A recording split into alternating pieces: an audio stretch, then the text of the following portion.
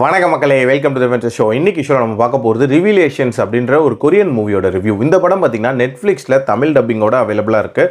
இந்த படம் ஒரு தரமான சைக்கலாஜிக்கல் த்ரில்லர் அப்படின்னே சொல்லுவேன். ஆக்சுவலி இந்த படத்தில் 3 கேரக்டர்ஸை மையமாக வச்சு தான் இந்த கதையை நகர்த்திருப்பாங்க. அதில் மொதல் கேரக்டர் ஒரு சைக்கோ கிட்னாப்பர். இவனை பொறுத்த வரைக்கும் பார்த்தீங்கன்னா முன்னாடி நிறைய கிரைம்ஸ் பண்ணிட்டு இருந்திருப்பான். அண்ட் ஜெயில் தண்டனையை முடிச்சுட்டு ஆல்மோஸ்ட் கொஞ்ச நாளாக வந்து ரொம்ப சைலண்ட்டாக இருப்பான். திடீர்னு ஒரு விஷயம் அவனுக்குள்ளே ஏதோ ஏற்பட்டு அந்த கிரைம்ஸை திருப்பி பண்ண ஆரம்பிக்கிறான்.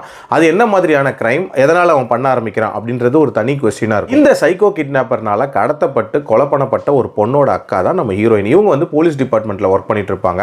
இவங்களை பொறுத்த வரைக்கும் பார்த்தீங்கன்னா தன்னோட தங்கையை காப்பாற்ற முடியலையே அப்படின்ற அந்த கில்ட் வந்து அவங்களுக்குள்ள இருந்துகிட்டே இருக்கும். அதுவே ஒரு விதமான ட்ராமாவாக அவங்களுக்கு மாறி இருக்கும் அப்படின்னே சொல்லலாம். ஸோ அவங்க இந்த தவறு நடக்காமல் வந்து எப்படியாவது தடுக்கணும் அப்படின்றதுக்காக என்ன முயற்சி எடுக்கிறாங்கன்றது ஒரு தனி செக்மெண்ட்டாக போகும். மூணாவதாக பார்த்தீங்கன்னா ஒரு பாஸ்டரோட கதை. தன்னோட ஊருக்குள்ளே கட்டக்கூடிய ஒரு சர்ச்சில் வந்து தான் பாஸ்டர் ஆகணும் அப்படின்ற ஒரு எண்ணம் அவருக்கு இருக்கு. அதுக்காக தன்னை ரொம்ப பியூரா வச்சுக்கணும், எந்த தப்பும் பண்ணக்கூடாது அப்படின்ற மாதிரி பயங்கர கான்சியஸா இருக்காரு. பட் எதிர்பாராத விதமா ஒரு தப்பு பண்றாரு. அது என்ன தப்பு அண்ட் அதனால இந்த 3 பேரும் எப்படி லிங்க் ஆகுறாங்க அண்ட் டுவர்ட்ஸ் தி எண்ட் யாருக்கு என்ன ஆகுதுன்ற மாதிரி நிறைய விஷயங்களை சொல்லக்கூடிய ஒரு படம் தான் இந்த படம். எனக்கு இந்த படத்தில் பிடிச்ச விஷயமே இந்த படத்தோட அந்த கேரக்டர் டிசைன் அப்படின்னே சொல்லுவேன். 3 கேரக்டர்ஸுமே பயங்கர சாலிடா டிசைன் பண்ணியிருக்காங்க அப்படின்னே சொல்லலாம். இன்ஃபேக்ட் ஒருத்தருக்கும் ஒரு வித்தியாசமான ட்ராமா இருக்கும் அப்படின்ற மாதிரி காட்டியிருப்பாங்க. உதாரணத்துக்கு அந்த சைக்கோ கிட்னாப்பர் எடுத்துக்கிட்டீங்கன்னு வச்சுக்கோங்களேன். ஒத்தக்கன் இருக்கக்கூடிய ஒரு நபர் வந்து தன்னை வந்து பயமுறுத்துறான் அப்படின்ற மாதிரியான ஒரு விஷயத்த சொல்லுவார்.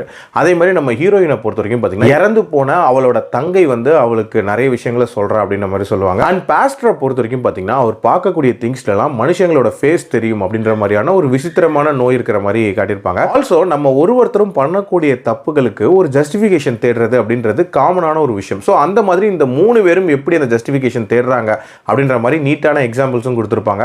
ஆல்சோ இதில் மேக்கிங் வைஸ்மே நிறைய காட்சிகள் ரொம்ப சூப்பராக எடுத்திருப்பாங்க. எஸ்பெஷலி அந்த மலையில் நடக்கக்கூடிய ஒரு ஃபைட் சீக்வன்ஸு, அதை தொடர்ந்து நடக்கக்கூடிய சம்பவங்கள்லாம் ரொம்ப நீட்டாகவே இருந்துச்சு அப்படின்னே சொல்லலாம். அதே மாதிரி இந்த படத்தில் சர்ப்ரைஸ் மொமெண்ட்ஸ் அப்படின்றதுமே ரொம்ப நீட்டாக இருந்துச்சு. உதாரணத்துக்கு நம்ம பாஸ்டரோட பொண்ணுக்கு என்ன ஆகியிருக்கும் அப்படின்ற அந்த ட்விஸ்ட்டாக இருக்கட்டும், அண்ட் டுவர்ட்ஸ் தி எண்ட் அந்த காணாமல் போன பொண்ணை எப்படி மீட்கிறாங்க அப்படின்ற அந்த விஷயமா இருக்கட்டும், அது எல்லாமே நல்லாவே ஒர்க் அவுட் ஆயிருந்துச்சு. அண்ட் டியூரேஷன் வைஸ்மே 2 மணி நேரத்துக்குள்ள முடியக்கூடிய ஒரு படம் தான். பட் இந்த படத்தோட ஒரு பிரச்சனை அப்படின்னு பார்த்தீங்கன்னா இந்த படம் ஸ்டார்ட் ஆகி பயங்கர சூப்பரான பேஸ்ல போயிட்டு இருக்கும்போது திடீர்னு ஒரு மாதிரி டிப் டவுன் ஆன மாதிரியான ஒரு ஃபீல் இருந்துச்சு.